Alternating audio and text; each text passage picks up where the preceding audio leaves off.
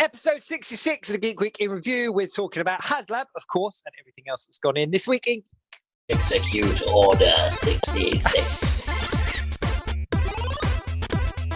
The Geek Week in Review.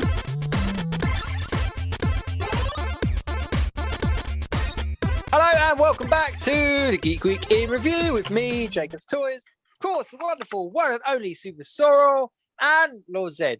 No, our good friend Ryan speaks geek. If you listen on podcast, we appreciate you. Keep downloading and sharing, etc. Everyone else, check out the website, geekweekinreview.co.uk. You can follow all the socials over there. Whew, week 66. This has been a good week. There's been quite a bit going on. I can't believe it's week 66 and you did not start the show by going, Execute Order 66.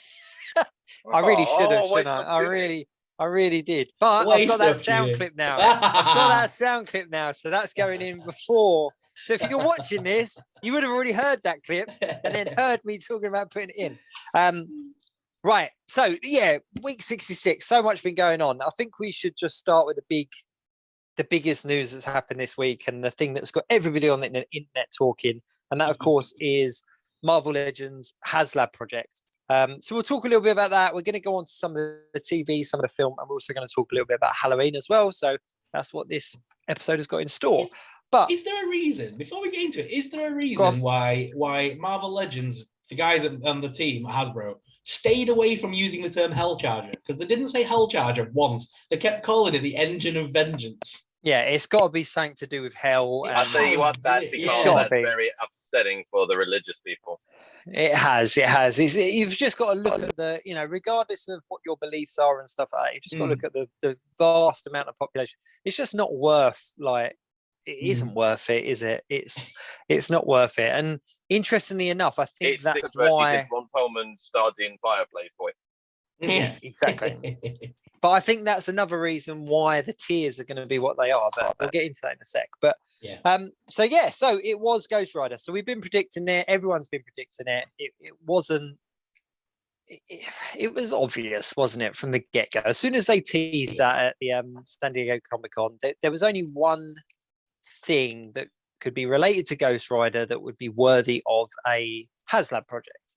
And that, of course, is the Engine of Vengeance, or better known as the Hellcharger, which is the possessed vehicle, the possessed car. For anybody that doesn't know or anyone that hasn't seen the Haslab project, it's the vehicle of choice for Robbie Reyes, the more recent. No, it's not actually even the more recent Ghost Rider because there's been other ones since, but it's a version of Ghost Rider. But I'm shocked that a lot of people seem surprised. Is that probably the best way to put it? Yeah. I don't know. It has divided the internet completely. What is the surprise? So obviously I'm not, you guys are much more in touch with the whole Marvel Legends world.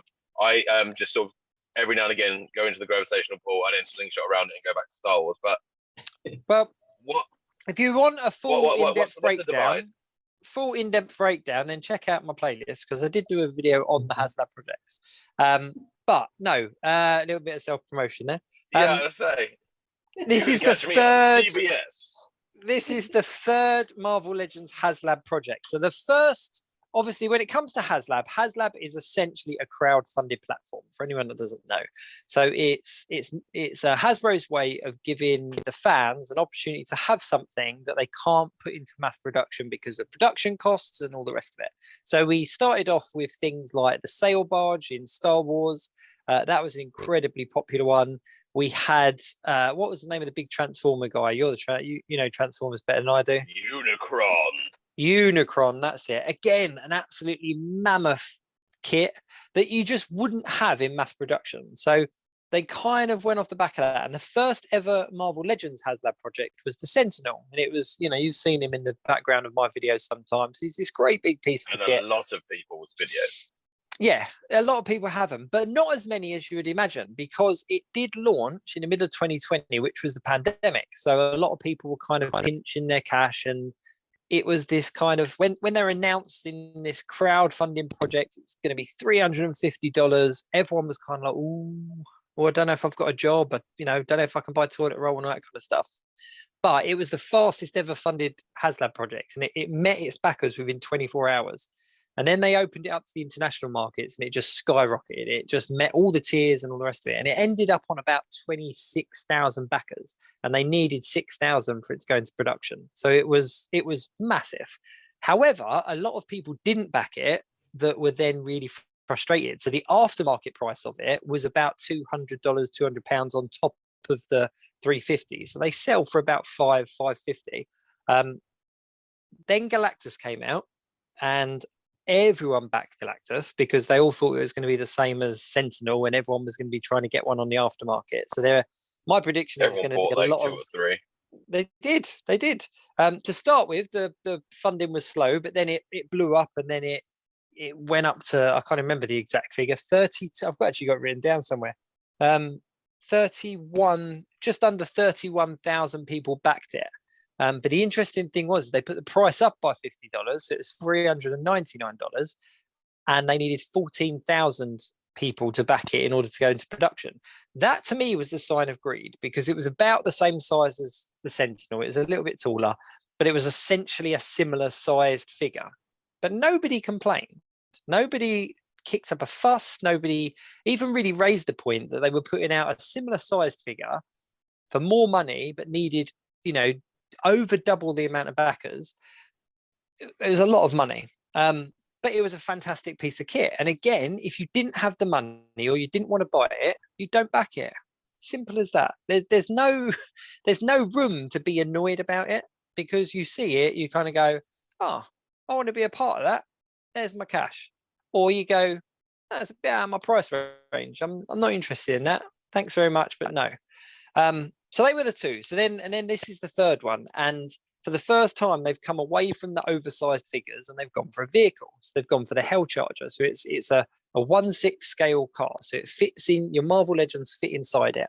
And it's all singing and all dancing. It lights up. It's interchangeable wheels. The wheels are articulated. It comes with fire pieces. It comes with lights in the headrest so that Ghost Rider's flames light up. And like me personally, I think they've done as much as they possibly can to make it a good product. They've not missed anything.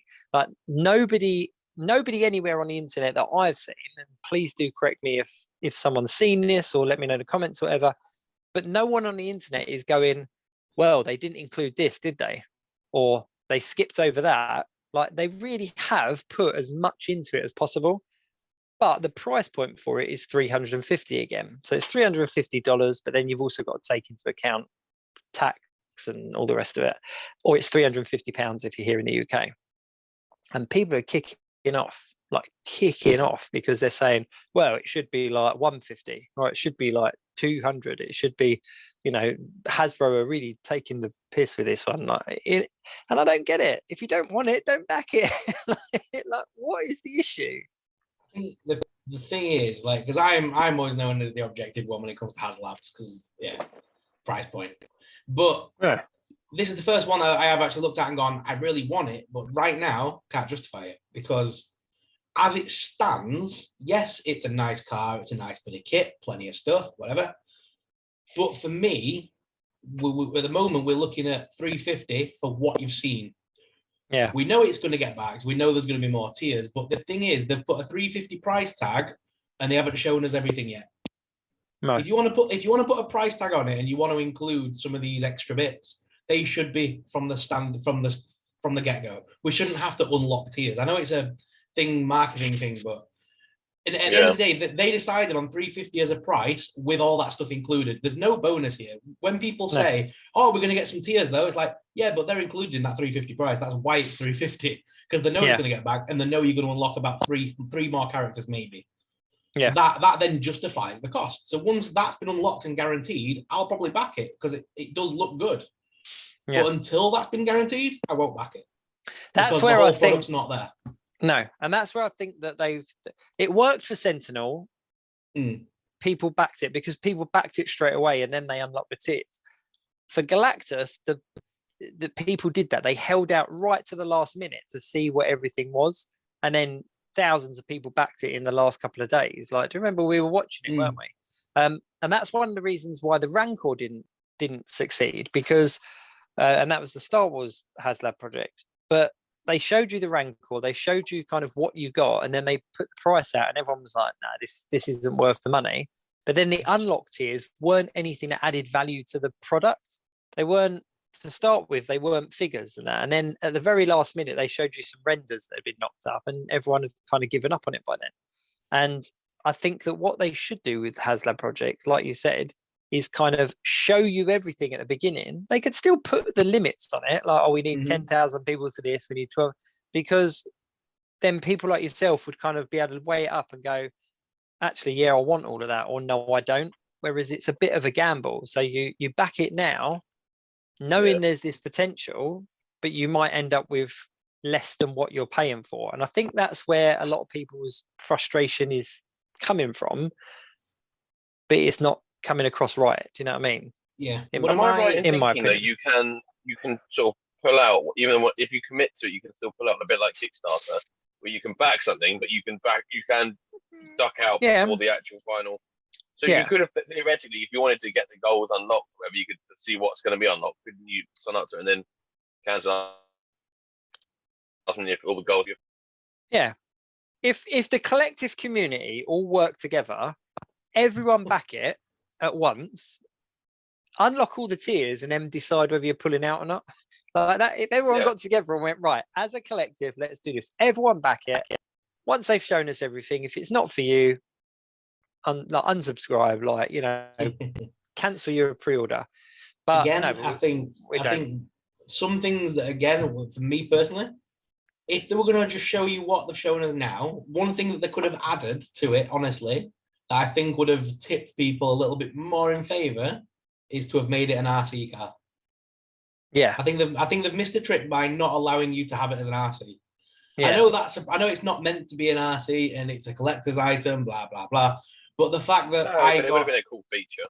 Exactly, and the fact that I got a McFarlane remote control Batmobile car, right, and it only cost 55 quid, and it did some cool stuff, and it was rechargeable via USB cable, and that was 55 quid, and fit my Batman inside of it. Point, actually. And this is just a hollow shell, effectively, isn't it? I mean, I know it's very detailed from what I've seen in the pictures, but it doesn't actually do anything. Like, it doesn't transform, or I mean, you can change some bits on it to make it super fiery, but it doesn't have any lights or sound or anything, does it? Has lights. Yeah. It all lights up. No sounds though. It all lights up. So all the wheels light up, the grille lights up, like I said, the headrest lights up, but subtly, so that if Ghost Rider's in the car, his flames are all lit up. Oh, okay.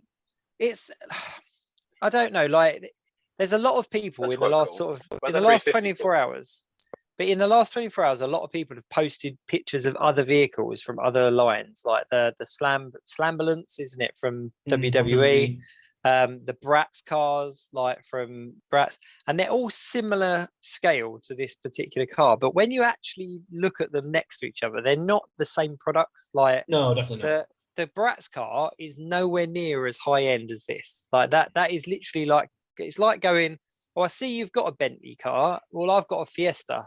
They're both cars. They're both as good as each other. And it's like, well, no, they're not. You're paying for the product. And my argument to that, though, if I may interject very quickly, is that if you looked at the Razor Crest for the 3.75 inch, the cost of that, the detail and all the things it did, and the size of it, so the physical amount of plastic, the amount of accessories, the everything, all the moving parts in it, which there are. And having actually, used my friend Dave's one, really explored it. There is so much going on with it, and there was so much included with it from the get-go. And then the stretch goals were actually pretty decent as well, and there were things you needed with it. I still can't see the money in the 350 quid in what's there. And even if you added 3 more figures, I would still struggle to see 350 quid's worth in that what's there. It's a beautiful bit of kit. It looks great. The detailing is phenomenal. With the flame effects, it looks gorgeous. But it's about what you get for your money, especially now when everything is a bit tighter and we're in a cost of living crisis and everything. People really want to feel like they're getting their money's worth. And I can see people's arguments. If you're a true die-hard collector of Marvel Legends, I think you would always just go it's awesome. You don't have to back it or anything. But I think people want to support something, and the reason maybe people are upset is they want to support, but they don't feel like it's being met from both sides. Like they feel like they're willing to give money, but and support something, but they at the same time they want to feel like they're being valued as a customer by going, we're giving you this much stuff, like or we know it's expensive, but we're adding this and it's doing this. I think maybe that might be where some of the kind of counter argument is. It doesn't see it as a big reward for loyalty and support. Yeah, back to you, Jake. I agree and I disagree. I think that like you can't compare a 3 3/4 inch vehicle to a 6 inch vehicle because different things get taken into consideration when it comes to production costs and stuff. Making something durable for a 6 inch figure to be able to get into and all that kind of stuff is slightly different than a 3 3/4 inch. I don't know, because you have to get you could get like 50 figures in the Razor Crest, and the engineering is so much more because it has to be so much smaller. I would argue that it would cost more because you have to do everything on a much smaller scale. The detailing has to be smaller. The handles to hold for the figure has to be smaller. Everything has to be much more intricate and smaller than 6 inch. A bigger mold gives you to be able to do detail. Yeah, but we don't know whether it costs more to do a smaller mold or a bigger mold. Well, that's our speculation. I'm just assuming but the Razor Crest is bigger than. That's what I'm saying. It doesn't matter about the scale of the figure. The ship itself is so much bigger than the car. You see what I mean? Yeah. My personal opinion on it is that at the end of the day, Hasbro's a company. They're not there to do us favors. They're not there to kind of, they're there to make money. And if they've got a product that they can put out, this is a crowd-funded product at the end of the day. So the people working on it are passionate about it, and they've done their best, in my opinion. The company as a company has to make money, so they're not going to go. I tell you what, this is a product that we'd normally put out at this price, so we're going to put it out at this price just to make the fans. Because if they'd put it out $200 or £200, the same people would still be complaining about the same things. That's my opinion. I really think they would be, because the way to look at it is Hasbro's Haslab projects, rightly or wrongly, have always fallen at around the 350 to 400 mark, and they're released at the same time every year.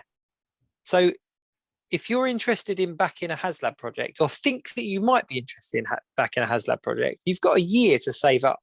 You've got a year to put money aside. It's not kind of an immediate, it's all of a sudden dropped on us like that. The Sentinel did. It's about getting what you want from that money. Like it's like if I'm handing over 350, then even if I've saved it or not saved it, if I have it ready or whether I saved it, I would still expect a certain amount of stuff for 350. But that's the beauty of the crowdfunded products, is that they go, here's our thing, and you go, yeah, okay, I'm up for that, or no, I'm not. It's not. I'm not disagreeing with the model. I understand the model. I'm saying it from the point of view as why people might not be happy with it. I really couldn't give a shit about this at all, because I don't like this. This means absolutely nothing to me. I just bought one of these from God knows how many years ago. I'm not really up to date, clearly.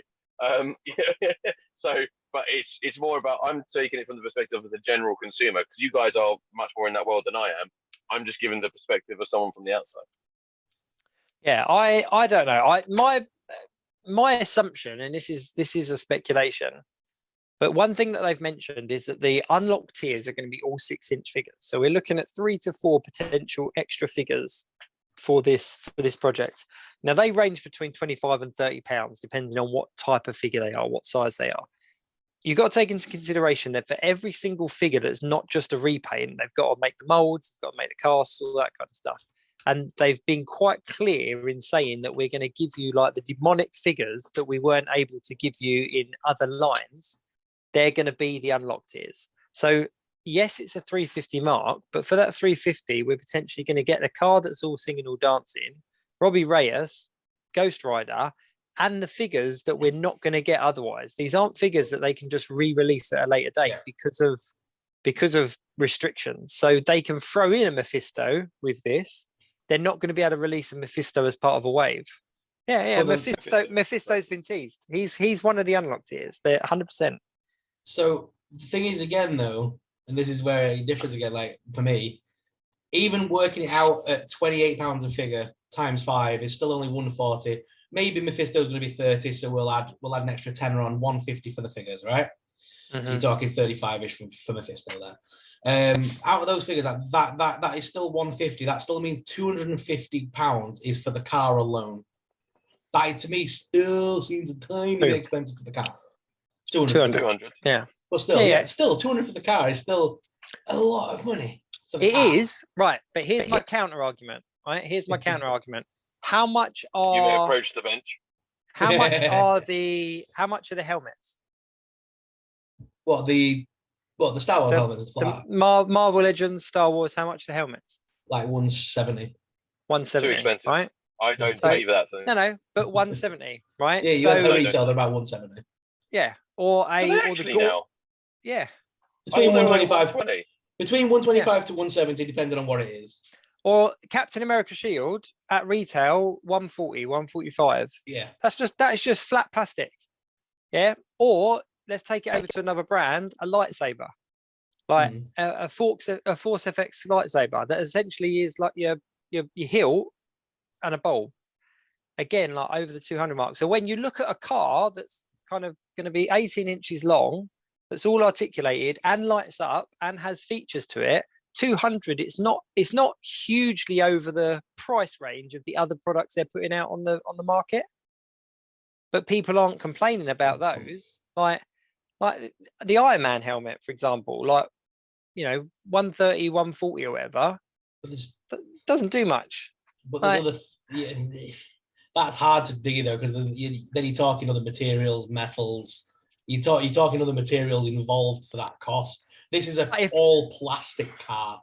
Yeah, no, but mate, it's got little runners and its seat moves back and forward, and you can play with his little fucking gear stick or whatever.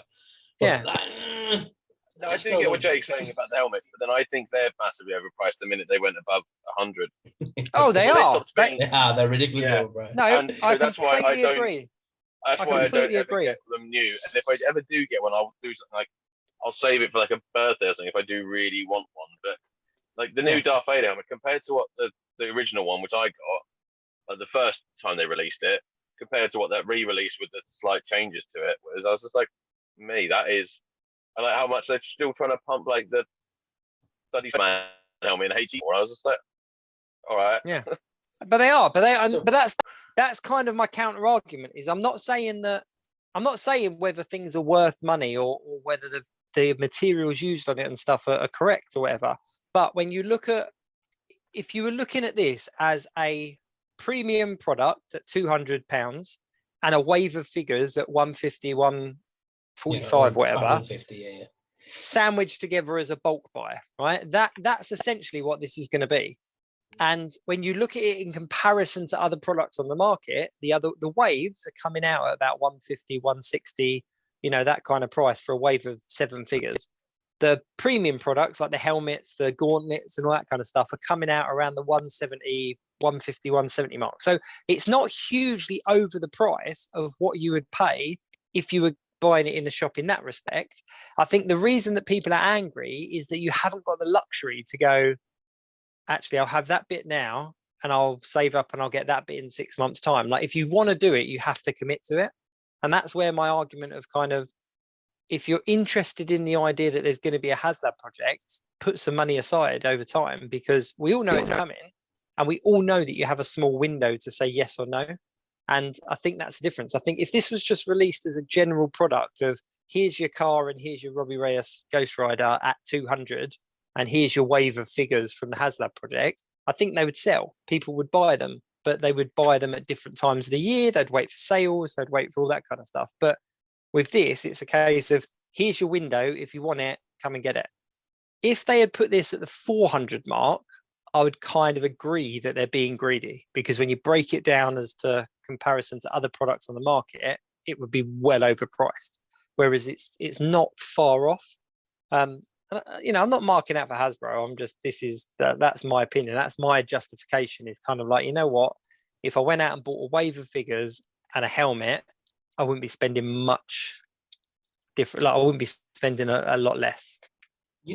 As well, like one thing that got me as well was the whole early bird back it and you get the same figure again with a different head. That wound me up a little bit. Well, it's a different. No, it is a different figure. It's different legs. It is. It's got different legs, different shoes, and a different head and different hands. It is a different figure. It is. When you look at him, Simon, just painted him grey. No. And give him a coat piece. No, it does look slightly different. But again, my favourite bit about this was like, can we just have the sound clip of Ash going, "It's not." I kind of feel like that should be something that should be added on when someone says something on the show.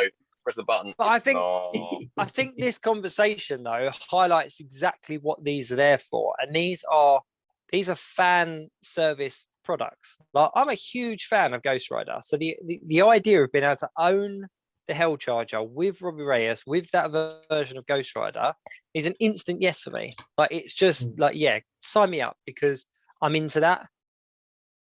The Razor Crest, I had no interest in at all, but I wasn't going to complain about the price point or what they were or weren't giving, because I was like, you know what, that doesn't interest me. And I think that the anger from the community shows that there's a lot of people that would actually like to have this in their collection, but don't want to pay the price that's on the mark for it. And I don't know, like, how many people go into a supermarket and then kick off because of the price of something in there? Like, if it's something you want, you get it, don't you? You don't stand there kind of complaining. I actually do kick off quite a lot, because now the price is kind of yeah, but security tags on butter. I mean, come on. Milk in the like plastic cases. But again, segueing into this is a collector's item. It is not live or die. Like, if you don't have this, children aren't going to go hungry if you don't buy this. If you don't buy this, your family are not going to be out on the streets. Like, it's a complete luxury. Actually buy it, they may. Yeah, no, exactly. But it's a luxury item. It's a complete luxury item. It's the same as, like, you know, drinking alcohol. It's a luxury. It's not a plus. You don't need it to survive. Like, but how many people complain about the money that people spend in bars? Like, this is a luxury item. Can I just as well? You are absolutely right, though. It's a purely optional thing. It's a frivolous thing. It's frivolity itself.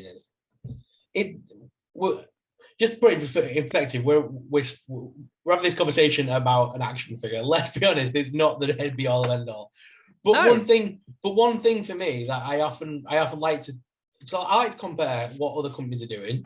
And you know, when you look at how Mattel Creations are handling their version of Haslabs, and the price point, much better, to be honest. Oh yeah. Like, they just, like the Ian Malcolm figure, that was a figure that they knew wouldn't sell at mass retail, because it is literally Ian Malcolm with his shirt off. So that is literally for a few people, isn't it? Like a few thousand people that want that. But the price point was only 25, like, it was 25 quid with the shipping in the ship to the UK, which was great. Yeah. And then they made do you remember Monsters High, the dolls? They made a homage to Dracula for the 100th birthday of Dracula. That was only $65. Yeah. And it was a high-end collectible doll. Oh yeah. And but that is a different argument completely. And if you asked me, do I think that what Hasbro are doing with Haslab projects and their price increases and stuff compared to other figure lines is right, I would say no, they're well above. Like, they're really charging well above some of the others. Just got to look at Multiverse, like DC and McFarlane. Like, they're stuck at the £20 price point. They're churning them out. They're giving everybody the characters that they want. They're not repaints. They're all unique sculpts. But that's not the line I want to collect. So I can't. No, I know that. I can't complain, because you can't complain that your team isn't doing as good as that team if you want to support this team. Like, that's kind of my philosophy of it. Like, yes, there are things that get under my skin. Like any other collector, there are things and decisions and choices that really annoy me. But I'm kind of like, you know what?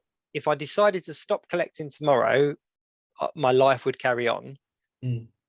If this is the team I'm going to support, then I need to just kind of go with it. Otherwise, what's the point? Like, what, I don't know. That's just my thinking. And I do get people's frustrations. I just don't want to listen to them. I understand it, but I'm just kind of like, why moan about something that's not going to change your life unless secretly you really want it, but you can't afford it, or you can't justify it. Because that's what the internet was made for. Do you know? We don't realise that yet. Yeah. But that's one of the reasons we all have our fair gripes about stuff. We on our channels. I haven't done a video in 3 billion years, but like on your on channels and stuff like that, everyone has a grumble about something every now and again.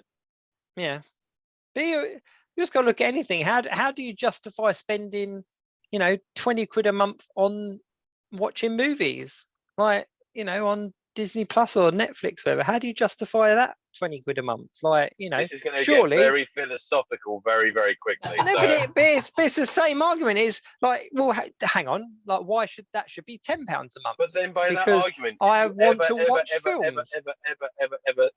Ever have a down word to say about anything ever again, I will bring up. But how do you justify spending 20 pounds a month on? Yeah, no, I completely agree, and I hold my hands up here now. Otherwise, it'd be for a show. We'd all agree all the time, and it'd all be like, "Did you see that? It was great. Yeah, it was. That would be the end of it. Thanks, guys. Good night." Yeah, you wanna talk about price of electricity or price of food or stuff like that? Then let's have a really in-depth chat about how things are not right or how they should be and stuff like that.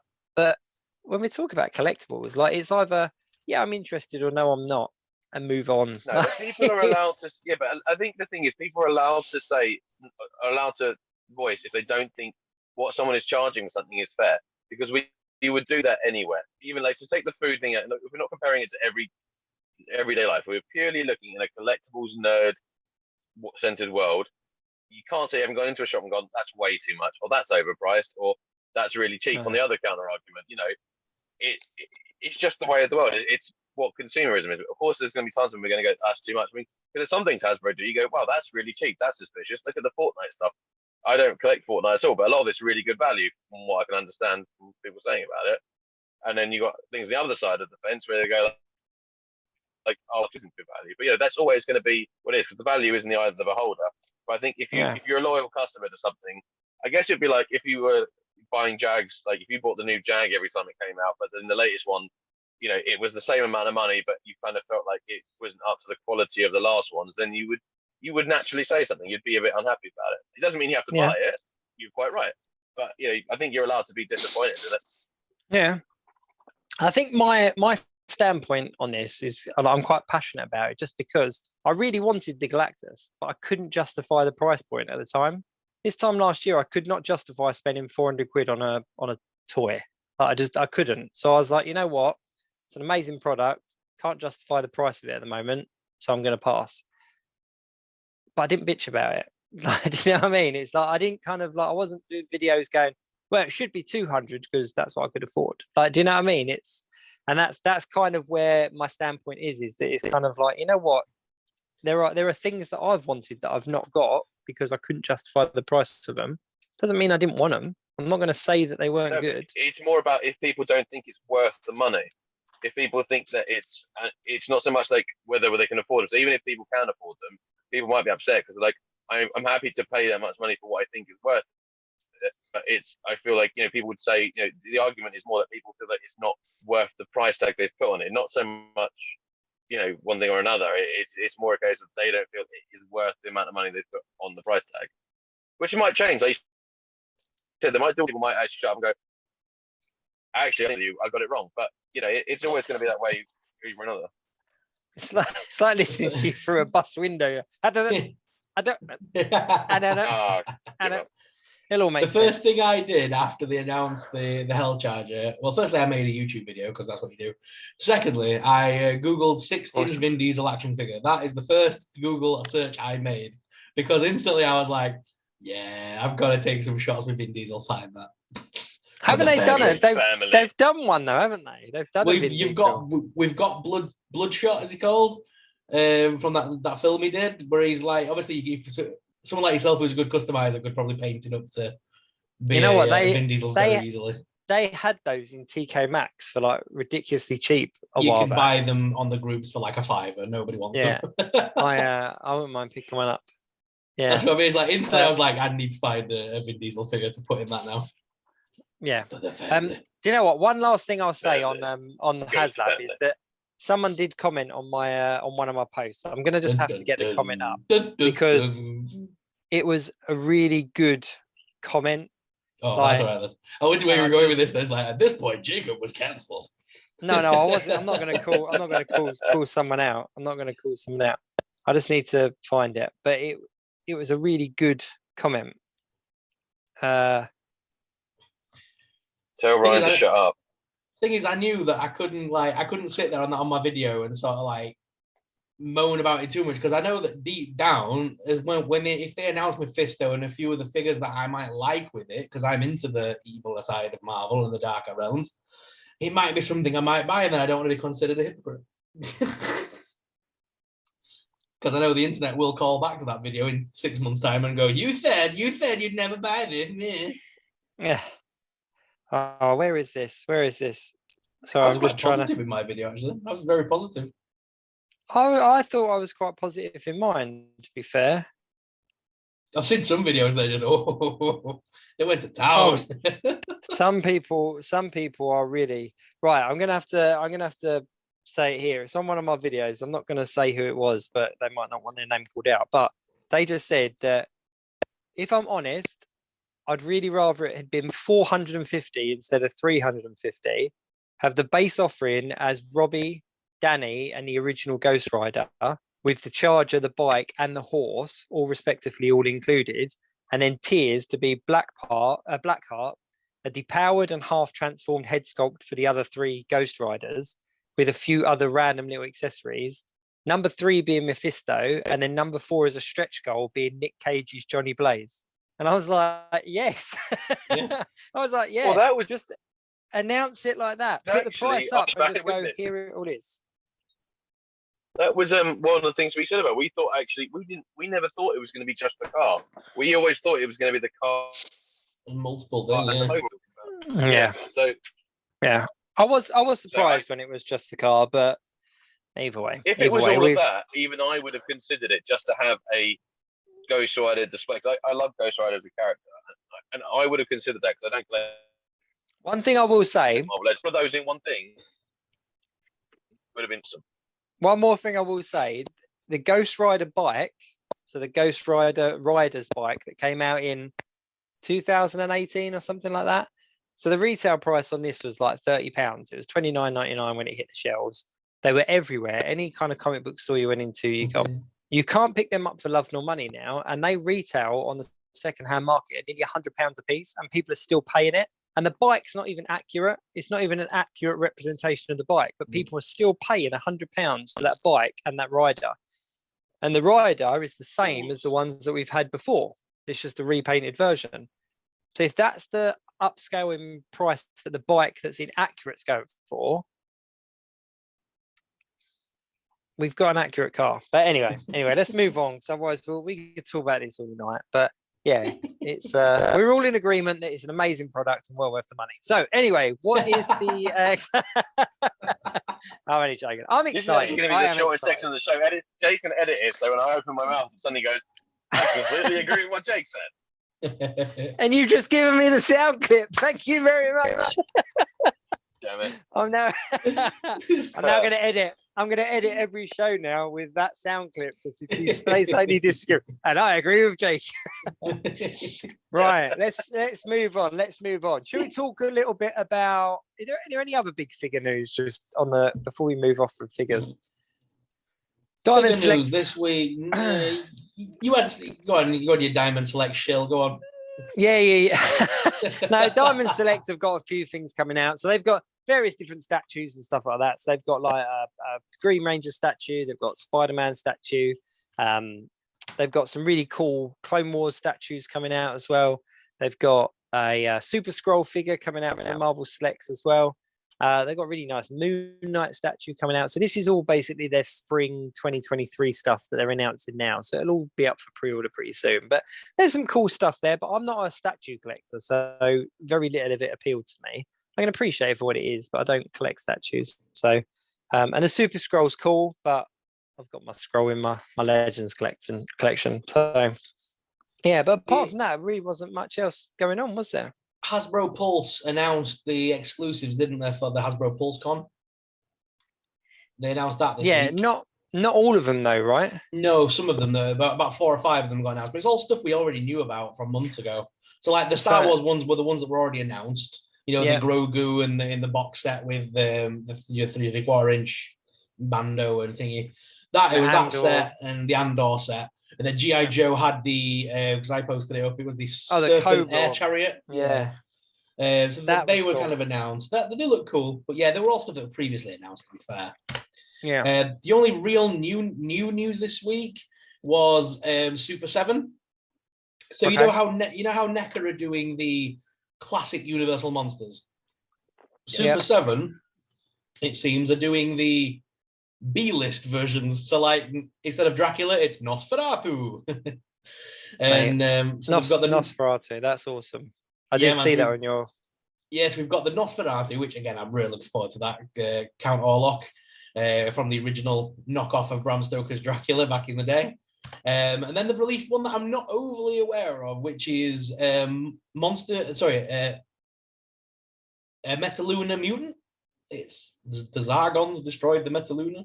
I'm literally just looking at these as you're talking about them. Like I'm looking on your Instagram. Yeah, I was hoping Ryan was going to save me then because I know he's a big horror nerd like me. I was hoping he was going to help me there. I heard my name, but the problem is the audio is a bit thing. What do you want me to save?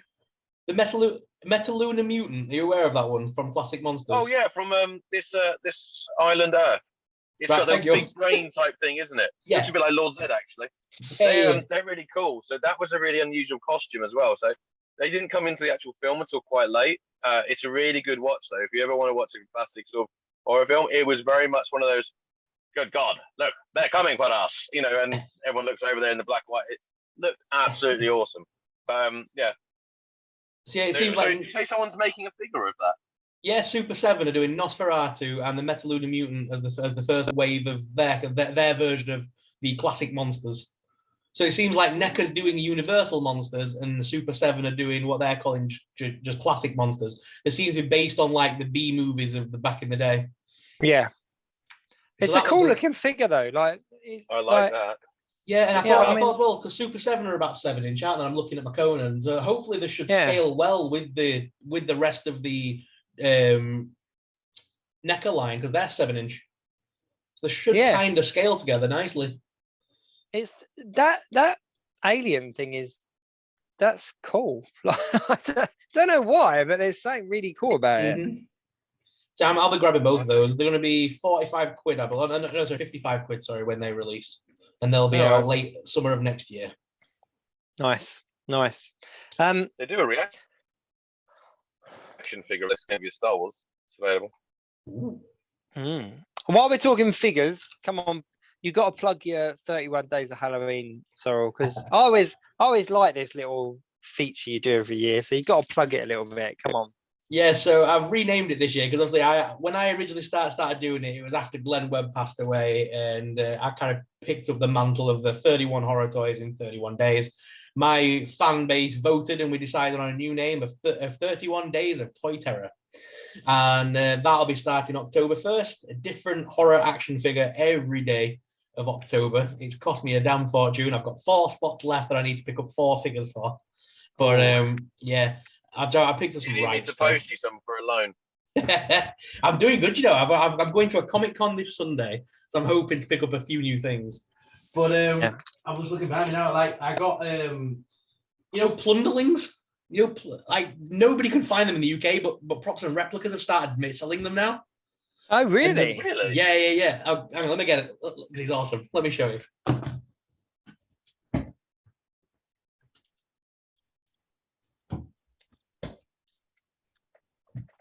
Oh, mate. So this is Zombone. He's the all-white plunderling with like a skull face. So I'm going to include him in my Halloween videos. He comes with like a big like scythe thing as well. A couple of interchangeable heads and stuff. 30 quid. Steal. Wow. But those are all like those were originally a crowdfunded project, if I remember rightly, and they were only in America. They were really hard to get hold of. But props and replicas have been importing them, so I've been slowly buying them up. Nice. But nice. I've got the NECA Teenage Mutant Ninja Turtles. I've got WandaVision's. The statue. Do you see that one I picked up? Yep. So I got the WandaVision statue for Halloween. There's all sorts. Mezco Sam's down there. Gargoyles from NECA are down there. That's I've awesome. I've spent some money. I've spent some money this year. It's always good fun, though. It is good fun. It's good fun. Yeah, I'm looking forward to it. If you did want another figure, Hasbro have just released a car that's like on fire with. How are you joking? Well, this year I've changed it. I've changed up a little bit because every day I'm posting the video every morning. So when you wake up, the video will be there. And I'm doing a Halloween song of the day recommendation and also movie recommendation of the day as well. So if you want to really go, if you really want to follow me throughout October, there'll be a movie of choice for every day, and there'll be a song of choice for every day. That's cool. Just to throw something else in, I'll release a Spotify list so you can play it. I'm talking about movies and TV and stuff. I'm finding it really difficult to kind of stay on top because there are so many things coming out that I didn't even know were coming out. I've not got a chance to get around and watch, or because of everything that's come out recently, like your She-Hulk and all your Star Wars, and I completely forgot Cobra Kai was coming out in September. I was pleasantly surprised to see it the other day. I was like, oh, binge watch. I still haven't caught up on Lord of the Rings. I know there's the new Game of Thrones series out, but I haven't actually watched the original Game of Thrones yet. He got like 7 seasons of, but you can kind of watch this one first because this is taking place. Prequel, yeah, it's a prequel, isn't it? So it's like 200 odd years ahead of Game of Thrones. So I wonder what it'd be like actually for anyone that hasn't watched Game of Thrones to watch this one and then watch Game of Thrones. Whether it'll change the view, like whether you'd have a different opinion on characters. Because I remember when I first watched Game of Thrones, I had my opinion changed on characters as it went on. But if I knew the backstories from these prequels, I wonder whether my opinion would change at all. That's interesting. You would have done though, wouldn't you, as a Southerner? You were Lannister all the way, weren't you? Maybe. No, of course I wasn't. North remembers. No, I was up north. I was one of the Norths. I was an honorary Snow. So Cobra Kai, have you watched it or have you finished it? I binged it. As soon as that came out, I watched all 10 episodes in a day. I found myself every time I was sat down in front of the telly and I had a couple of minutes, I'd watch it because it is proper popcorn telly. Like you can watch 10 minutes and pause it or stop it, go off and do what you need to do and come back and watch it. Like it's very easy to watch, but they do that thing though, don't they, where the episode will be dead drab and it'll be dead boring episode. Then right at the last 10 seconds, like, this person's back. Like, I've got to watch the next one now. Yeah, it's a very similar, and they've done that the whole way through. It lures me in every time. But if I'm honest, I wasn't even a huge Karate Kid mark, if that makes sense. Like, I enjoyed the films. Yeah, I really enjoyed them as a kid, and I could tell you the storylines, and obviously everyone knows the kick and, Mr. Miyagi and all that kind of stuff. But yeah, I wasn't kind of like posters on my wall, I need to learn karate or anything like that. And I think I'm enjoying Cobra Kai more as an adult and seeing them as adults than I did Karate Kid as a kid, if that makes sense. It's just, there's just something really, like, really wholesome about it. And I love, like, Johnny's story. And he's like, what's the word for it? What is it? Where someone comes up and they glow up? Yeah, I don't know. There's a word for it, but I'm just loving his story and how he's gone from the kind of bad kid in the film to like the hero of the series. And it's just, I love all of his kind of like, badass. I want that because it sounds badass. Like it's just like that. It's just that to me is just brilliant. And it's like Danny LaRusso doesn't look a day older. He's just scary. He literally hasn't aged. But I think what they've done, I think what's really good about it is that all of the younger cast, that are the kind of the next generation, are just as likable. Like I like. Oh, they've done a very good job with them. Yeah. The casting is phenomenally good. I think if this is the type of show you're into, and I love having characters like Kreese and Silverback and. They could have cast new people. They could have kind of recast them and we wouldn't have known any different. But the fact that they are the original actors and stuff is just very cool. And even down to the smaller cameos, and it's the same actors. And it's like they've come back for like 1 or 2 episodes. It's brilliant how they've done kept people involved. But surely there's not that many cameos left. If they were going to do another series, there isn't. It's going to be the girl, isn't it? From the third film, or is it third film? Fourth film. The new next Karate Kid fourth film. Yeah, the next Karate Kid. She's the only one to really turn up. But she's obviously Miyagi-Do as well, isn't she? You know who that is? No. It's Hilary Swank. Right. You're Googling it now, aren't you? Yeah, I'm having to Google, I'm not going to lie. It's like I recognize the name. Swank. Yeah. I recognize the name, but I've not probably seen her in a long time. Oh, right. There was a whole Office episode based on whether she's hot or not. An entire episode of The Office. That's it, yeah, there was. But yeah, so like, it's Hilary Swank. So it's not, it's not beyond. So, I mean, but even if she's not done karate in years and can't do it no more, it doesn't really matter, because, I mean, they made the mother in the series fight this season. You know what I mean? Oh, I know. Even she had a bar scene. Like, it was just crazy, a bar fight. But I don't know. I think what's really good about it is the flashbacks, the way they show you the characters in the old films. Like they kind of show you the scene that they're talking about, or they show you the thing that they're talking about. And it's just, I don't know. I can't imagine living in a place that revolves that much around something that happened 30 years ago. Like, they all really do need to move on, but it's so enjoyable. And I think what's cool as well is that you end up liking the bad guys as much as the good guys. That, I really like the bad guys. It's the Stingray, for the love of God, he's one of my favorite characters ever. The guy that just turned up one day with the beard all spiked down, like, I'm now Stingray. My favourite bit though was when he put his sunglasses on when he was driving. He's like, in the dark. He's like, he goes, you can't drive in glasses, it's so dark. Stingray see better in the dark. It's like, what the? It's just, it's, I don't know. And the way that they left it, the way it ended, clearly it's open for another season. They've. Oh God, yeah, they've left it wide open. But like Lynn, my wife, she was saying, like, it's a shame they've done that, because it did kind of come full circle. But then there is that whole thing of, well, now they're going to the big league karate final.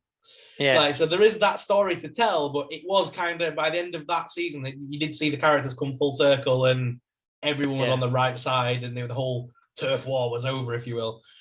So it's gonna be fun to see where they go next. But there is some leads they can follow. I mean, like, before Kreese comes back again for the 100th time, I think there's going to be a lot to do with that Kim Daeun, the martial arts teacher, the woman. Yeah. I think because obviously she was fighting for her father's honor and all that kind of stuff, and was trying to bring her father's version of karate to the forefront. So obviously Silver failed at that with her. So I think she's got a big part to play. She was quite an evil, she was like vicious. She generally fought the two girls in the program, and properly didn't hold back. She properly hit them. It was that scene with Tori and the cement as well, and it was kind of like, oh, this is going dark now, where she's making her punch the cement. But it's just I just love it. I absolutely love it. And I was like, if they don't cast a Power Ranger movie using that, those younger guys, then it's wasted. Like, they've literally got the entire Power Ranger cast there. Like, it's Jason and Tommy are clearly the two leads. Like, you've got two girls. You've got it. Yeah, it's just Hawk is the Blue Ranger. Just amazing. Oh yeah, no. Well, I don't know. Hawk. No, Dimitri could be blue. Dimitri could be the Blue Ranger. But it's just, you've got the whole cast of Power Rangers there, but. I don't know. It's just a lot of fun. It is a lot of fun. But apart from that, sorry, go on. No, go. I will say the one character that I have always really enjoyed seeing is Hawk. I've followed his story right from the beginning, and he's always the one character that I always come back to. He's my favorite character in that program. Yeah, he's a cool character. I do like the way they took the geeky kids and made them into like proper badasses. It was good. But apart from that, I haven't really watched much. I watched She-Hulk. Did you watch the latest episode of She-Hulk? I watched Triples. Yeah, I watched She-Hulk. I haven't seen the latest one yet. Kind of a bit of a bummer episode, though. It wasn't my favourite. No, it was definitely not my favourite. It was all very much set in the scene. Yeah, if you'd have skipped that one, it wouldn't have mattered. No. Kind of thing. You didn't miss anything. There was a nice cameo of the helmet. I liked that. Yep. but we've seen that in trailers and stuff. So it wasn't. If I hadn't seen anything to do with Daredevil and then they showed that, I would have hit the roof and that would have been my favorite episode. But because we knew it was coming, as soon as she walked into a superhero tailors, I was like, this is where we're going to see Daredevil or someone. We're going to see someone. But we know that she's got a suit now. Like that's the thing, isn't it? That was the extra that he made for her. The one thing that it was my wife that said it from watching the trailers and stuff. She really thinks that that She-Hulk and Daredevil might actually be like love interest characters rather than a single cameo. Interesting. And have the thing of that, you know, like she's aware that Matt, like I've got to think she's gonna fall for Matt Murdock because he's blind and can't see her as She-Hulk. He just sees her as Jennifer regardless. You know what I mean? He's going to see the person within, so he's going to see her just as Jennifer, not as She-Hulk, because he can't see her. So, but then obviously he's Daredevil at night, and so they're going to fight as adversaries on an evening, but during then they're both like love interest during the day. That's where I think that could go. And like, as soon as my wife said it, I was like, that makes sense. But especially with Daredevil's storyline, that makes sense. That would be really fun to watch. That could lead us into season 2. Could be their entire triangle, like love triangle, interesting going on. It would be, but it would have to be wrapped up before Born Again. That's the thing. Definitely. Because you got to think they're also saying that Daredevil is not the same Daredevil from Netflix. The same actors, but the storylines have been scrapped, haven't they? It's like starting again. Technically, he hasn't season 1, not season 4. Yeah, so technically he's not met Elektra yet. Technically, so it leaves him open to be used for other things. Like that would be good fun. That would be good fun. Because the whole point of the program so far is the fact that she can't find a person who sees her just as Jennifer. She always finds someone that either wants She-Hulk or, you know what I mean. So that would make sense with Matt.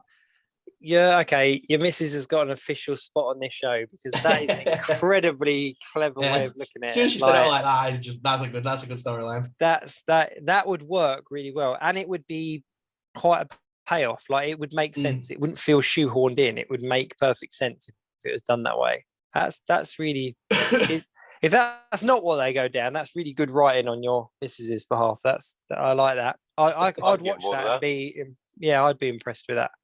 I did like the little trainers at the end, the sneaker collection. Did you see that one? Yeah.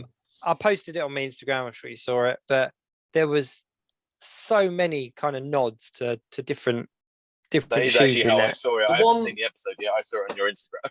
Yeah. The one top middle that you said you couldn't spot, was that not Captain Marvel? Let me have a look. You had one that was like top middle, and it was like blue. It was blue, red, and like yellowish. So I was thinking it's either Thor or Captain Marvel in it. I filled in a load from comments that people had put in. No, that one was Gambit. Gambit above Hulk. Yeah. Yeah. So if you look at it, it's actually got a playing card on the side. Okay. This one. Oh. This one here. Yeah. Oh, it's the no, you said it's the diamond, isn't it? Yeah. It's either a diamond or a club, but that's Gambit. But that's clever. There was only one that we couldn't work out, and people had a load of different things, and it was that one up here. And there was a handful of people saying different things, but I couldn't. There wasn't anything solid. And there's another one down here as well. I can't really see that one. I was struggling with that one as well. No, it's got red and blue on it, and there's like a white circle. But the interesting thing is that you had Avengers, you had Spider-Man, you had X-Men, you had the Fantastic Four, Moon Knight, Ghost Rider, Deadpool. Deadpool's first official kind of acknowledgement in the MCU. And although it was only like a little credit scene, and I was I had no problem sharing it because it's not a spoiler at all. It's just an image that's been put out. But there's a lot of intellectual property in there that hasn't been able to be shown or shared within the MCU. And then they've kind of thrown it all in there. So I just thought it was a really nice little nod towards stuff. you know, you've got all the characters that we've seen and all the rest of it, but then you've got Fantastic Four, X-Men, Deadpool, and Spider-Man. So yeah, it was good fun, and I just kind of want a pair of those trainers now. I do know somebody that is working on 6-inch scale versions of them, and I'll let you know when I've got a few in hand. But yeah, there's I was just like, yeah, I want to get my Iron Man in a pair of Iron Man kicks. You know what I mean? That would just be. But yeah, I enjoyed it. So that was episode 4, 5, I think 5, and we've got 8 to go. Like 8 in total. Sorry. So yeah, so what? Another 3. Yeah. But I'm not quite sure where it's going to go. That's the only thing. There isn't. We said this about a lot of the programs. Like, it doesn't seem to be building to anything. Then all of a sudden, you get 3 episodes that are all action packed and 90 minutes of pure storyline. But it's kind of, from what we knew about it before it aired, we knew Abomination was in it. That storyline feels very much like it's opened and closed.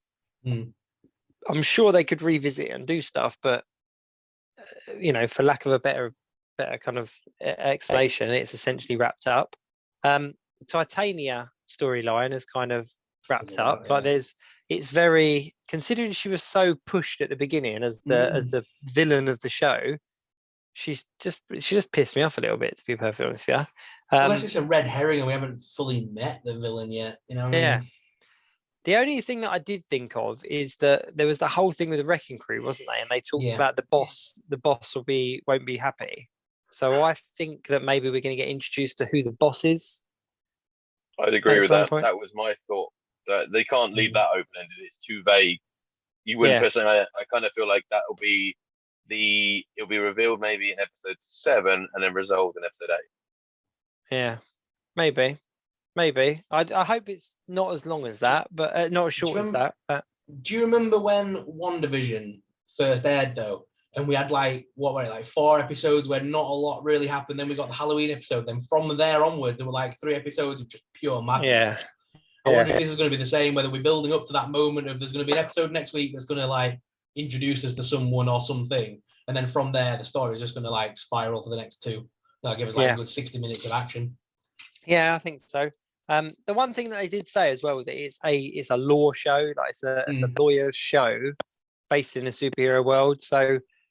So far, the pace of it, I've not been annoyed by. It's, you know, I've enjoyed it, but I do want there to be some payoff, just because I think she's brilliant. I think that the way that she's portrayed, the way that they're doing the character justice, I think it's a really cool show. I think that my biggest frustration with it is that they kind of opened and closed that Sakaar reference with Hulk, that all of a sudden there was a Sakaar ship there, and that's why she's got the powers in the first place. And then all you see is Hulk going off on it because he's got to deal with something. And I'm like, no, don't do that. Like that is a massive open. That's just a setup. Yeah, but it's just like you've really not given us anything. Like you've set something up. Give us a little bit of a payoff here. But it's also worth noting that this was the first episode that didn't have a post-credit scene. And they've had one in every single one. And this was also the first episode that didn't have a big cameo. Whereas all the other episodes have had like a cameo character and it was becoming a cameo show. Whereas this one didn't have a cameo and it didn't have a post-credit scene. So it did feel very disjointed.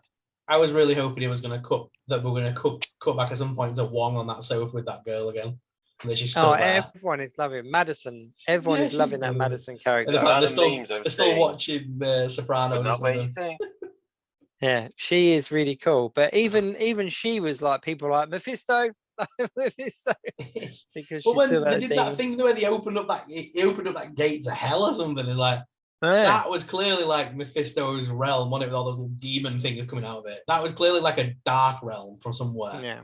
Yeah. They keep teasing us with that Mephisto, but it's coming. I almost worry though it won't ever beat the hype because of how ridiculously big this has become now. No. Well, do you not remember when they did this with Thanos, didn't they? And then when people first saw Thanos for the first time, a lot of people were like, well, that didn't live up to the hype. But then they gave us 2 great movies with Thanos and they were brilliant. So, I mean... I don't think, if I was to predict, I do not think we're going to see Mephisto until after the Kang Dynasty film. I was going to say, it's not going to be I think they're slowly building to it, but just not yet. It don't fit in with what they're doing with the multiverse. Little hints here and there are absolutely fine, but we're not going to see anything solid until the Kang stuff is kind of well and truly wrapped, because Kang is he's the big bad of this saga, you know. Mephisto needs to wait until we've got established a proper Ghost Rider. Doctor Strange is back from whatever he's doing in that whatever universe he's gone to, and we've got a Blade that's ready to deal with it, kind of thing. Those three together would make a great film taking on Mephisto. I just want a Midnight Suns film.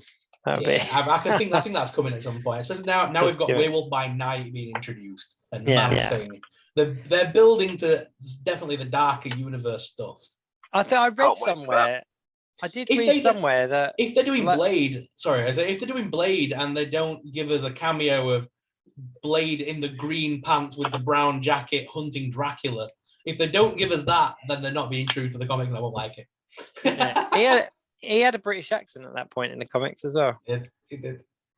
There was rumours as well. I'm sure I read somewhere that Blade was supposed to cameo in Werewolf by Night. Ooh. But he couldn't. For whatever reason, he wasn't. But it was all set up for him to have a cameo in it, which I think would be really cool. I'm really excited for Werewolf by Night. Like, really excited. It looks it's just so. It's not far off either. No, it's literally a couple of weeks. It's going to be awesome. I'm really excited. It's so different to what we've had. Disney. If you look at Disney's Hallow Stream this year, the stuff that's coming out on Disney Plus, not going to a cinema, is insane. I was thinking to myself, I normally have quite a lineup for Halloween, and half it's going to be on fucking Disney this year, I think. Disney and Netflix have got all of them. Well, that's a good little random segue into Ryan's weird purchase of the week. So I'm, as you know, a proper like horror icon fan, but like, you know, modern horror icons, you know, like Jason, Freddy, you know, all those like Hellraiser. I have got a TV series on Blu-ray that most people don't have because I don't think it's actually been officially properly released. I have A Nightmare on Elm Street, Freddy's Nightmares. Wow. And it is the complete season 1 and 2. It's a custom-made Blu-ray that I've ordered. It's come from America. It's region-free. And it's all 44 episodes of the hit TV series. So there's going to be some great Halloween being there. And if people really nicely, once I have finished watching it, I'm sure I could post it and record a delivery to make sure other people wanted to potentially watch this forgotten gem of the Nightmare on Elm Street universe. Oh, mate, I remember them because I remember back in the day when we had the Horror Channel on Sky, they used to play them. The Horror Channel. Freddy's Nightmares is obviously at the point where the kind of turned Freddy from being the vicious evil character he was in the first film. At this point, he's just a cartoon of himself, isn't he, really? Yeah, because I mean, I think he even features in some of the stories, if I remember correctly. I mean, I haven't seen it in years, and I haven't seen all of them, nowhere near all of them. No. You know, for the Friday the 13th series, when I was talking about this one, I was talking about John, you know, who was on the show that week. And John was telling me that there was a Friday the 13th TV series. But before you get excited, it has nothing to do with Jason at all. And I was like, okay. So I looked up, and it really doesn't have anything to do with it. I will probably watch it at some point. But yeah, it's here it is. It's Freddy's Nightmares, season 1 and 2. And all you have to do is have a little search around Etsy. It's not obviously the cheapest thing in the world, but like, yeah, really awesome. Really looking forward to watching it. I shall be be chucking these on during October. Must be That's best. mad. But there you go. That is a random purchase if I do say so myself. Yeah. Wow. Talking of TV shows now, what do you guys make of the gender switch in Hellraiser? Yeah, absolutely fine, because it's sort of not really established until like Hellraiser, I think like 9 or something like that. It's even definitely a guy. It's sort of always played semi-gender neutral. I think in the original book it's based on, it's not even specified what the demon is. And the other thing is like, everything going on with like Hellbound Heart. It's the original novel is Hellbound Heart by Clive Barker, and I read it in year 9, I think it was, or year 10. I took it in as my book to read in high school, and my teacher kicked off. What a choice. Yeah, not surprised. But my comeback or my parents come back was like, look, you want him reading. If this is what he's going to read, let him read it. Good parenting. But I there was no gender specifics from what I recall in that. They were just the Cenobites. Yeah, so I don't really care, to be honest. I just glad that we're getting another Hellraiser like film. I mean, the quality's really gone down a little bit. I mean, so we have got. I actually happen to have my spreadsheet open of all my horror films. So I was just adding Freddy's Nightmares to it. But it's Hellraiser, Hellraiser 2, Hellraiser 3, Hell on Earth, Bloodline, Inferno, Hellseeker, Deader, Hellworld, Revelations, and then Judgment. And now the new one. No, scrap all of them and watch Hellraiser 1 and 2 at a push. Anything after that is absolute cack. Oh, they're good. Not worth it. I did see the original one in the cinema last year. They brought it back for one night, and it was awesome. What I do love, though, it was clearly filmed in England, but pretends it's America. Yeah. It's like, but he's like, welcome to America. And it's like the number 4 bus goes past. You're like, all right, Keith. But the Cenobites, they were terrifying for what they stood for. Yeah. So it really doesn't matter. It makes no difference if Pinhead's a man or a woman. Like you're not going to even be able to tell. Like it's who's even playing that? Who's even playing Pinhead? I can't remember the actress's name, but she looks good. She looks good. Showed her. When they showed the picture of her with all all done up, she does look good. She looks just like the original Hellraiser, just a woman. Just a female. I think the sad thing is, has there been much pushback on it? Because people like to moan about it.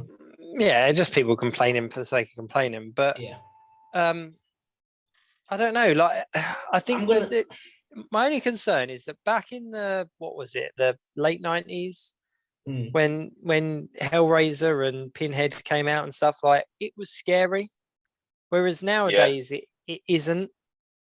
And Jamie Clayton, I hope they do. Cool. Sorry, that's who's playing Pinhead, and he's also a trans woman, so which is really lovely. Like it's a really nice step forward for sort of horror films to sort of be a bit more progressive in their casting.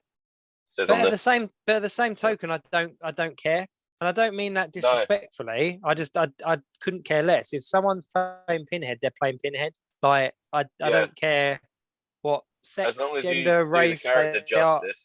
Yeah, Pinhead is Pinhead. Like it makes no difference to me, and I think only because Hellraiser and the Hellbound Heart was the book was so significant for me when I was of a certain age. Like it really was a story that I was completely engulfed in, that as long as they tell it right, as long as they do the story justice, I don't care who does what, because it's not about the people in the characters, it's about the story.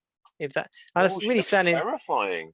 I'm sounding really poetic here with what I'm trying to say, but I'm not meaning to sound as deep as that. But no, I get what you mean. It's one of those things that there doesn't need to be any complaints about. And I just hope that they do it justice in the respect that they make it scary. Like I want people to be scared. But it's fucking Pinhead. Terrifying looking. Like it's Pinhead, but like I would also say that's Pinhead, but like amped up a bit. The bit runs on the throat and stuff like that. It's terrifying. Yeah. But that's why you shouldn't watch anything after Hellraiser 2, because they humanize him and they give him feelings, and I think he goes on a date. I think he goes on a date in one of them, or gets a pet dog or something. It's just when it's not. Yeah. I mean, when anything they do after lose Doug 2, Bradley from it, that did get sad. But yeah, anything after 2. Yeah, I mean, he has like a sick day at work and goes on like a retreat. Like it's just they just ruined it. And as I watched them, it became progressively less scary. And I was like, you know what, that first one scared the life out of me. But it wasn't even Pinhead that scared me. It was the uncle that comes back like as bones and then flesh. Oh yeah, and then, fucking weird. Uncle Frank, isn't it? Or yeah, Uncle Frank. Sticking with horror, did you see that New Line Cinema is in talks with Don Mancini, who makes the Chucky movies, about a serious crossover between Freddy and Chucky? And the pitch was posted. The pitch was posted from what he said he wanted to do. So his quote is, "My pitch for Freddy versus Chucky is child's play on Elm Street. Chucky ends up in some kid's house on Elm Street, and Chucky and Freddy inevitably meet in the dreamscape. Chucky sleeps, why not? Chucky dreams, why not? And then they have an admiration for each other, but they realize quickly that Elm Street isn't big enough for the two of them. So in a riff of dirty, rotten scoundrels, they have a contest. Who can kill the most kids before the sun comes up? Trouble ensues." Hey, I'm well up for that. That sounds amazing. Exactly, it's like, because they said they didn't want a film like Freddy vs. Jason where the two horror icons fight one another. What he wanted was the wit of Freddy and Chucky, because they're both comical characters. Imagine the conversation Chucky and Freddy are going to have. That's gonna be good. It's like, it's like the idea is it's going to be. It's more about the ways they can kill the kids, not each other. So I'm up for that, because the thing is with Freddy vs. Jason, I loved it as a kid, but looking back at it, you go, it would have been better if they were allies, not enemies, and just massacring the town. That would have been more fun. Or if, like, Jason turned around and said to Freddy, "Save Martha," and then he was like, "Why did you say that name?" And then they both realised that they're both not. Different film. I'm going to throw a really popular, unpopular opinion in the mix now. I actually really enjoyed the reimagining of Chucky that came out a couple of years ago. Oh, yeah. And I really enjoyed the reimagining of Nightmare on Elm Street, the reboot. Yeah. I thought they were good. I think that the Child's Play one was better. That the redo of Child's Play, I think it was quite a clever way of doing it with how AI type stuff. It made sense with the AI and that. It was clever modernisation of it. The Nightmare on Elm Street one is an interesting one. I do like the characterization of Freddy. Their attempts to sort of make him scary again rather than witty, which was really lovely. I think weird thing is, right, with Nightmare on Elm Street, you're always weirdly sort of on the side of Freddy because of the character he is, because of the way he is. Like, you kind of do weird, not root for Freddy, but you love Freddy. You watch it for Freddy. Yeah. The new one, it's really hard to root for someone that is definitely confirmed to be a paedophile. And, do you know what I mean? They took away the comedy bit of it. I agree. I think it's still a good film, but I think they made it more scary. And you suddenly realise that when that became the revelation that the story is that they think they burnt an innocent man by mistake, and it turns out, no, he was actually guilty of everything that they thought he was. And it's a lot more sinister. It's not got the humour in it that some of the other Nightmare on Elm Street. But I think that's why I liked it. I think that's why I liked it, because what Friday the 13th, what Nightmare on Elm Street Part 1 for me as a kid was scary, and I only understood the humour and it wasn't really humour in that first couple, but I kind of grew up with that humour. So when they did the reimagining, I was like, yes, this is what it should be. It should be scary. Like, I want these kind of iconic horror characters to scare the shit out of my kids. Do you know what I mean? Not because I'm going to make them watch the films, but I want them to kind of go, I don't want to watch that because I know that that's going to be scary. Not kind of, oh yeah, I know all about this. Like, let's watch it. Like, you know what I mean? Experience of that again. Yeah. Like, there were times. The first of the new Halloween films. When I saw that in the cinema, that changed about me, which was great because I'm so familiar with Michael Myers, and yet actually it really made me jump a lot. But we don't have any. There isn't any like terrifying characters out there anymore. Like, is there? There's no modern.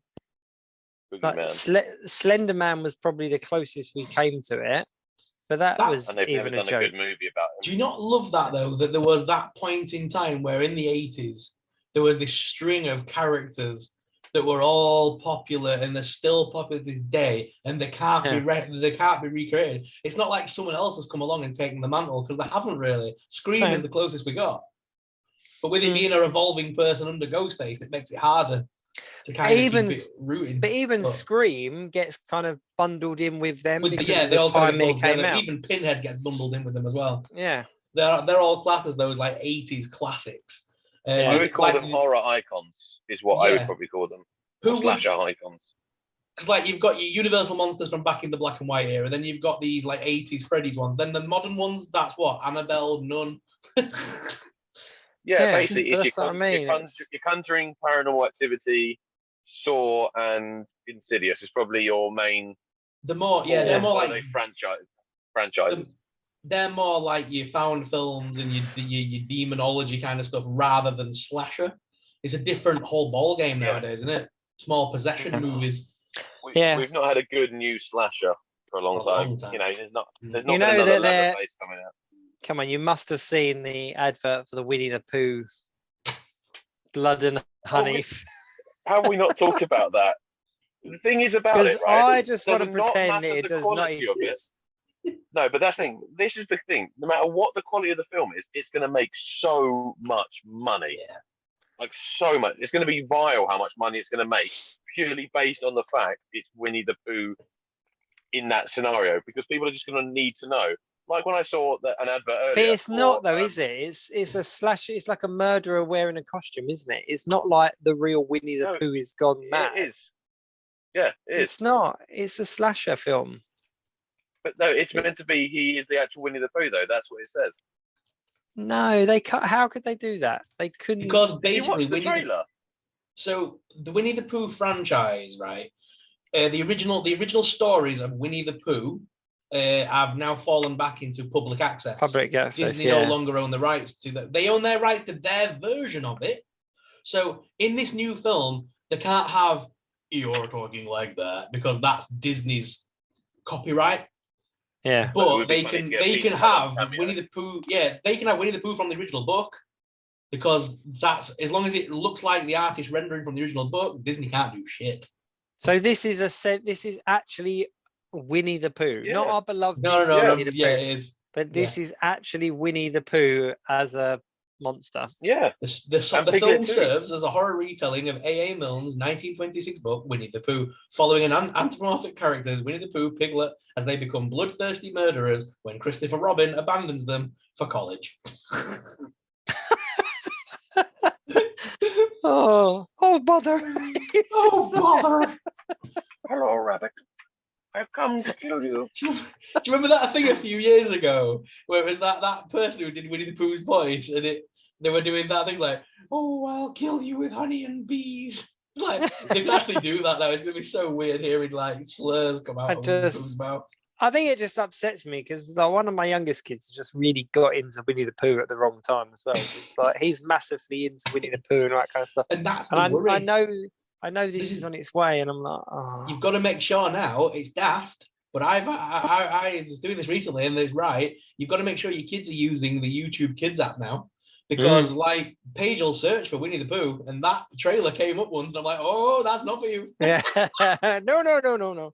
Yeah, no, YouTube Kids all the way. They did this with Banana Splits. Have you seen the horror version of Banana Splits? Yeah. Again, amazing movie. It's so B-list, but I love it. But it's just so cheesy, but it works. Did you not start thinking, though, the minute you saw the trailer, did you not in your head start going through other franchises from your childhood that you go, what could I turn into a horror? Yeah. Oh, yeah. Yeah. There are some really good... That Banana Splits film was like somebody went, I've been writing the script for Five Nights at Freddy's the movie, and they've turned me down, so I'm going to make this into Banana Splits the movie. And then there was that Willy's Wonderland. You see that with Nicolas Cage? I haven't watched it yet, but basically watch it. Freddy the movie. He doesn't speak in it, does he? He doesn't say 2 words in the whole film. And the whole point of the film, again, it's like, it's Five Nights at Freddy's. But it's like somebody went, well, we don't want to make a Five Nights at Freddy's film, so change all the references to Five Nights and just turn it into another pizzeria. But it's literally Five Nights at Freddy's the movie. It's the closest we're going to get. I'm just having a look. Oh, mate, Willy's Wonderland. It's an amazing little movie. I actually never heard of it. For Winnie the Pooh? No, I'm looking at Winnie the Pooh now, though. I suppose I've just kind of ignored it. I've just kind of ignored. Oh, dear. Hello, Jake. I've come to kill you. Right, I'm going to mute. You're going to have to talk because I need to watch. There's a for the sake of in my tumbly. How are they going to do Piglet? Piglet's all like shy and bashful and like scared of everything. No, he's now sly and bashing. Right, I need to watch this because I've just ignored it. I've just pretended it didn't exist. So just give me a second. I'm going to watch UK this. As well. The whole thing was filmed in East Sussex in the Ashdown Forest. Amazing. I love the fact that Jake has now just finally seen that midway through the show, Jake's got to go and sit down, prepare himself to watch Winnie the Pooh, the horror trailer. It is one of the things where you just sort of go, it is the maddest thing on the planet, isn't it? That Disney can't do anything about this. Because you know deep down they want this gone. Oh, yeah, 100%. Jake's off saying we got to pick on it. I am contemplating a Shudder subscription. Oh, yeah. And I'm on the fence. And now I believe you've got Shudder. I've got Shudder. Is it worth it? So right now, there's about 10 things I'm watching on there. There's a lot of TV stuff. The TV stuff's brilliant. So there's a lot of there's a guy called Bob's Driving, and he's like a modern version of like an Electra kind of, Elvira kind of guy. He like introduces horror films from like back in the day. And he's got his own little show on there. And that's quite funny. Then you've got the modern version of Creepshow. So you've got all the new Creepshow stuff. Awesome.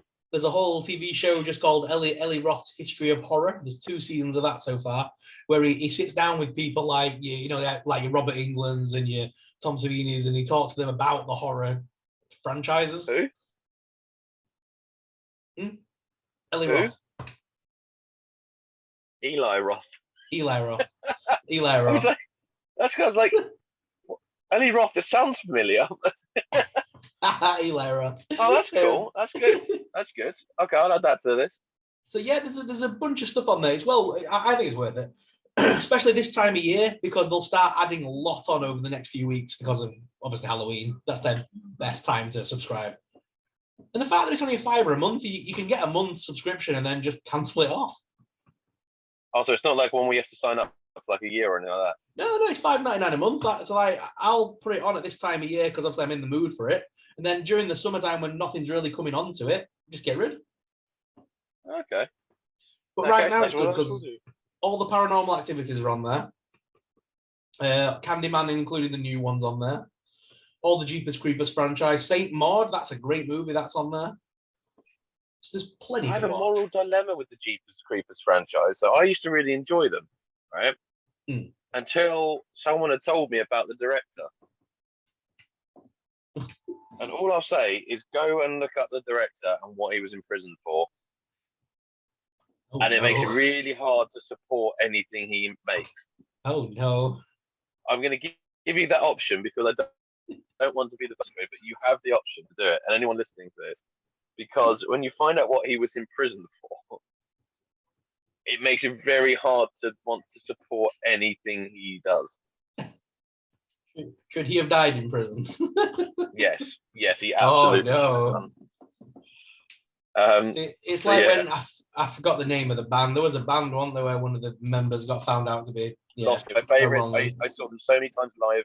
I loved all their music, and I find it really difficult to listen to them now. It's annoying. A couple of my favourite songs were by the Lost Prophets. That's what I mean. It's like, oh no, they were such a good band. And then it's like things like, Gary Glitter, and you're like, oh, but then it's used, the songs are still used in like Joker. Yeah. And stuff like that. Yeah. Like, not that I'm saying we should erase them from history because it's part of history, but at the same time, I'm like, as weird as this sounds, the fact that song was in Joker oddly fitted, didn't it? With the whole feeling of the movie, it felt right that song was slightly sinister undertones. Yeah. It felt. I never thought about that, but that's a good point. It does kind of fit in with the film. It ties in with the whole feel and everything. But back to Shudder, there's a load of good stuff there. Obviously, there's the 40th anniversary of Elvira's on there. That's worth watching anyway. And they've just put, and like Shudder have their own movies. So like there's loads of Shudder exclusives that you can't watch anywhere else. Like they've just put one on called Sovam, which is when an outcast kid is kidnapped by a predatory old vampire and killed. He's rescued just in time to be resurrected by a gang of vampires. So brilliant. Good old 80s vampire movie. Yeah. There's a lot on there. There's a traumatized looking grown man. What the hell did I just watch? The future of horror. You know what? My biggest gripe is it's low budget. If there was a decent budget behind it, that could have been really good. But to have just a static mask with like, but the thing is, you tell one studio that would pour money into that. Funny thing is, I think it's going to do really well.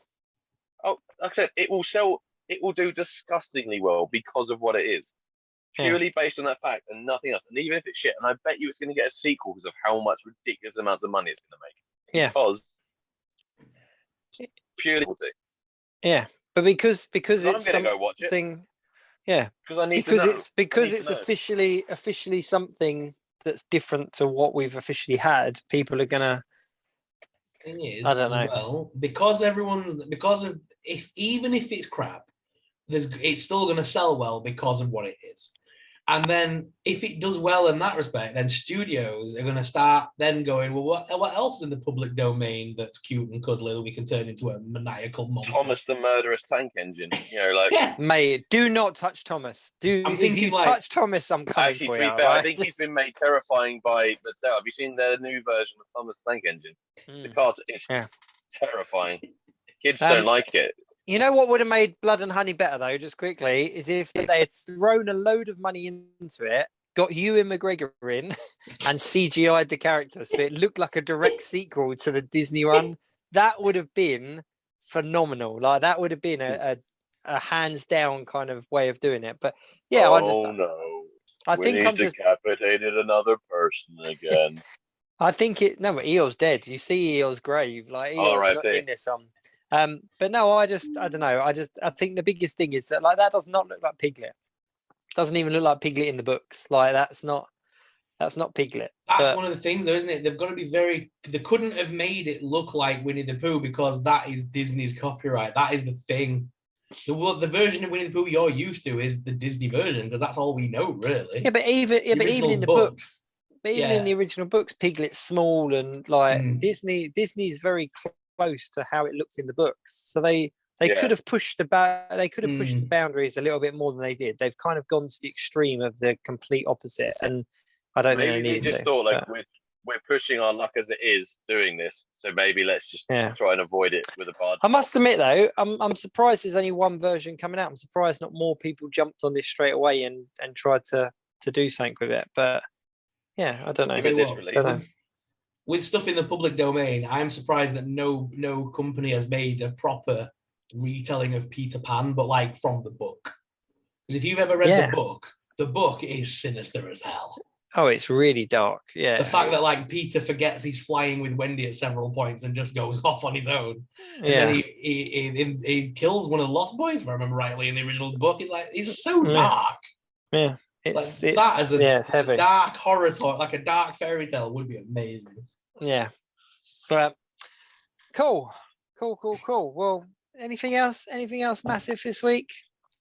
Just the trailers that we saw for traumatizing though. So just the two trailers that we saw earlier in the week. There's the new Marlon Wayans movie coming out, Halloween film, Curse of Bridgestone or something. That looks brilliant. I'm not even gonna lie. That looks really good. It looks awfully similar to the thingy film we saw the trailer for, the Spirit Halloween film. It looks very similar. Yes. Yeah. And it looks almost like an adult version of the Goosebumps 2 movie. That's very much the vibe I got from it. It was kind of like an adult Goosebumps. It looked because it looks quite comical, but the CGI on it looks quite decent. So it's not one you'll watch with your kids. You'll kind of watch it first to kind of scope it out. But I think that it's going to be a good one. I think that it's got potential to be a really good one. The only other thing we saw this week was Chucky Season 2 and the trailer for that, which gave us a first look at the brought back the Tiffany doll. So you see the bride doll again. So I've got a feeling they're going to put Tiffany back in the doll form in the season. Of course they will.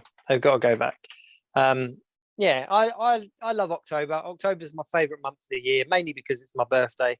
But there's so much going on in October. Halloween is so brilliant. I'm just annoyed that Halloween doesn't fall on the weekend this year. No, it's a bit frustrating. So I've got it off. Are we going to be trick or treating on the Monday, or are we going to be trick or treating on the Saturday and Sunday? What's the protocol? I've put on on my community pages because I'm known for shoving out my great big animatronics. I'm like an American in England, so everyone comes to my house. So I've already put on the community groups. I'll have them up on Sunday night between 4 and 8. So I'll have 4 hours in the garden on Sunday, and I'll do the same on the Monday night. But Sunday, I think because a lot of kids are going to come out on the Sunday because they're at school Monday night and they've got to be at school Tuesday morning. So I think Sunday's a good day to do it. I've taken some Halloween, I love it, and I have already started getting stuff down from off. I've got boxes that would decorate our whole flat, and one of my latest little additions for Halloween decorations is this. Oh wow! What is that? What is it? Typewriter. Oh, you do. We've got a big 8-foot animatronic that we put out, and it's like a butler, proper Costco job, but it was like reduced 1 year, and we were like, we have to get it, and people come round to ours, but because it's got a sensor on it as well, and it's really loud, and it just says like really cheesy kind of one-liners about like, you know, your mum's beard and stuff like that. Like it's really cheesy, but it's huge. Like 8-foot tall, his eyes glow up and he moves and everything. And we always put that out and people go mad for it. So and where our house is now, we've got kind of like an indent. So I put it behind the wall. So people are walking on the street and then they get to the drop back to where our door is, and then the butler's there and it sets it off. So I'm just constantly trapping people.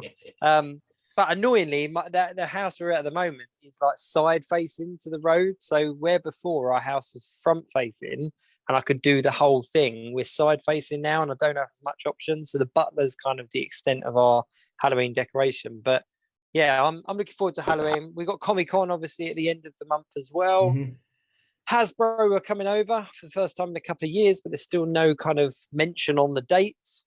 We've also got PulseCon coming up, which... have you heard anything about the fan wall? Not heard a thing, but they're all out of the office. I did email them, but it seems that all the guys at Hasbro are out of the office till Wednesday, so they've all got out of office right now, obviously, because obviously tomorrow. Yeah. When this comes out, obviously it would have already happened, but yeah. But yeah, I mean, I haven't heard anything, but whether they're even going to do it this year, I don't know. Who knows?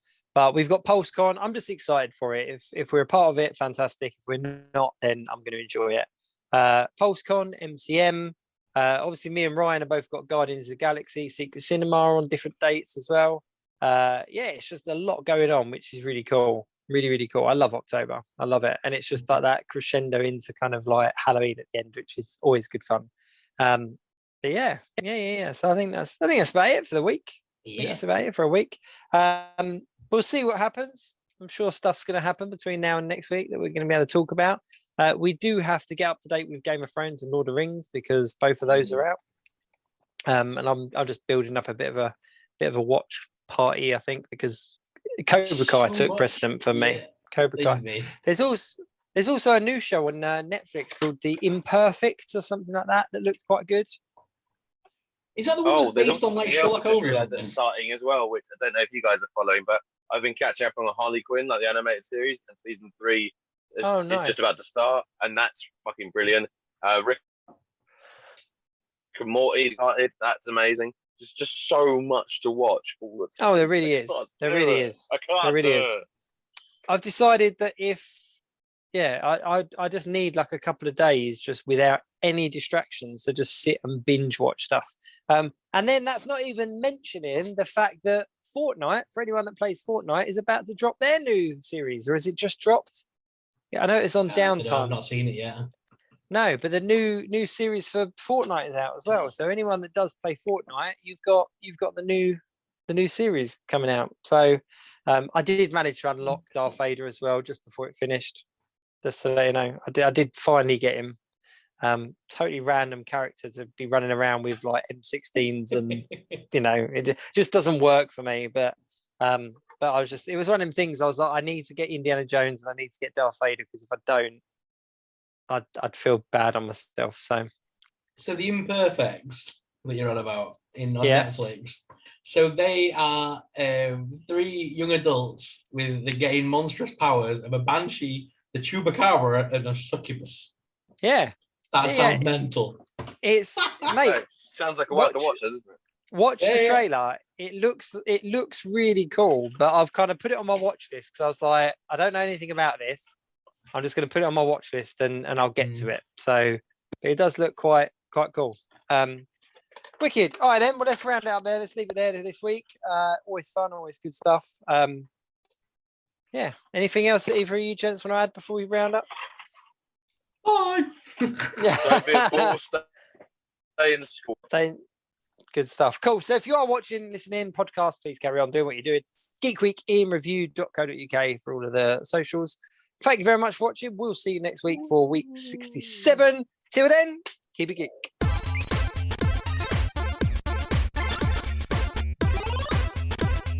The Geek Week in Review.